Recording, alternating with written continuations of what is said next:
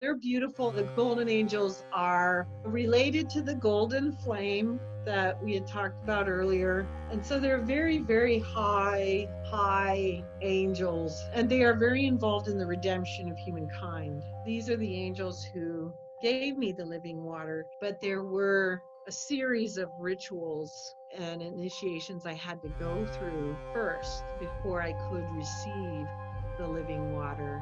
And that's what this refers to, is that there are a series of tests of virtue and tests of resolve and tests of your discipline. So all of these things, you're continually tested to make sure that you're ready. And then when you're ready, they pour it down your throat and it never empties. Literally, it's like having living light permeate every cell of your soul.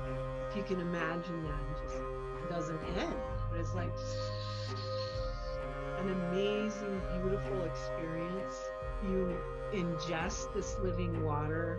Talk about a fountain of youth. You feel like you have received so much energy.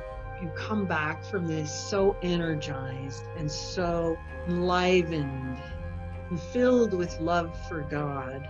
This also goes to the banquet table, because a lot of the times you're going to see that picture of the living water at the banquet table, which is, the banquet of the Lamb. And this is something that I've also seen a lot, especially in helping souls who are crossing over into the afterlife, when they are not necessarily immediately, it's later on in the journey when they're prepared and they've gone through some initiations and they're ready to attend the banquet feast of the Lamb. And the pitcher of the living water is on the banquet table, and the golden angels are waiting around the table to serve it, and the banquet is on the table. Christ is at the head of the table, and then the souls who have come to attend the banquet, including the one that I might be accompanying, who is seeing it for the first time. And it's always, when you go to the table for the banquet of the Lord,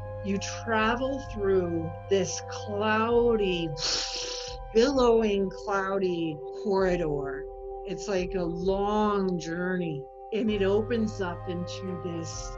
It's always some type of outdoor oasis. The banquet table is always set up, and it's like outside in a greenery kind of place, like a picnic, but it's a beautiful banquet. It's just beautiful, like with the golden candlesticks, things like this. It's just filled with the light coming from the light of God shining in, and the flowers of every color known to man and not known to man, where you're entering into the psychedelic colors of the eternal flame that you see. So there's all these beautiful flowers of all these colors that is beyond a rainbow color everywhere.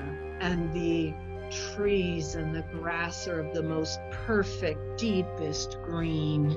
And Christ, always in white, at the banquet table, white robe, and sits at the head and is just very quiet and calm, and just quietly beckons the soul, come forth, come hither. It's always pivotal moment, literally a moment you never forget with each and every soul that you take there. It is a moment of awe. Every soul, when they see this for the first time, you are watching the look on their face, because they are literally like a child at Disneyland, except better. They're seeing the golden angels for the first time. They're seeing Christ very often for the very first time. This is when they're passing the corridor they're going to the banquet supper of the Lamb, and they will now then have their Christ experiences after this. This is their first meeting with Christ, and it's the beauty, it's the psychedelic colors, the eternal energy, and this calm and peace.